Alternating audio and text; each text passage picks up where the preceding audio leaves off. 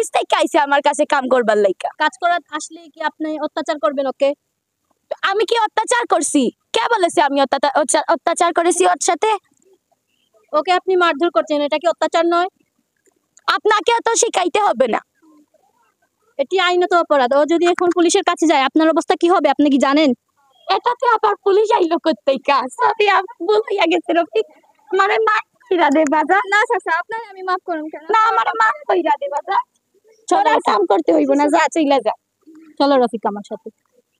দেখো তোর মারে। আমা আমা কি বাগান?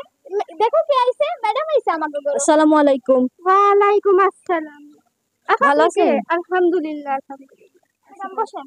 আমি রফিকের শিক্ষক। ও আচ্ছা বসেন বসেন, আমি আপনাদেরকে একটা মুড়ির ব্যবস্থা না না কিছু খাবো না, কিছু খাবে না, বসেন আপনি। জি বলেন। রফিককে কাজে যেতে হয়, আপনি কি ওকে কিছু বলেন না? বলি, বাবাটা শুনে না আমার। ওর বাবা মারা গেছে আজ আপনি থেকে কি- প্রায় 5 বছর আগে। আপনি কি বিধবা ভাতা পান? বিধবা ভাতা এটা কি?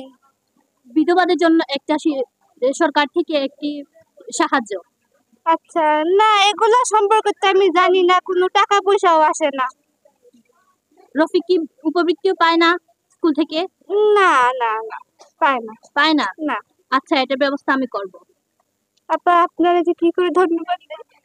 আপনার রফিকের জন্ম নিবন্ধন কার্ড, আপনার এনআইডি কার্ডের ফটোকপি সবকিছু যে আমার অফিসে নিয়ে দিয়ে। আচ্ছা আমি 2 দিনের মধ্যে ব্যবস্থা করে দিব। আচ্ছা, আসসালামু আলাইকুম। আসসালামু আলাইকুম। ওয়ালাইকুম আসসালাম। স্যার, ওই যে আমাদের স্কুলের রফিক না, ওর মা অনেক অসুস্থ। ওর মা অনেক অসুস্থ, তাই ও কাজ করছে।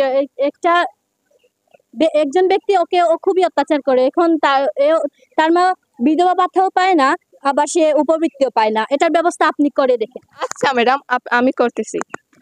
আচ্ছা, আসসালামু আলাইকুম। রফিকের মা, ও রফিকের মা, আপনি কে? আমি বিধবা ভাতা। বিধবা ভাতা? ও 2 দিন আগে আমার কাছে টাকা মনি আইছে। হ্যাঁ, এই নেন আপনার বিধবা ভাতার কার্ড, আর এই নেন রফিকের উপবৃত্তি। আচ্ছা আমি গেলাম। আচ্ছা আসো আসো ভাইয়া।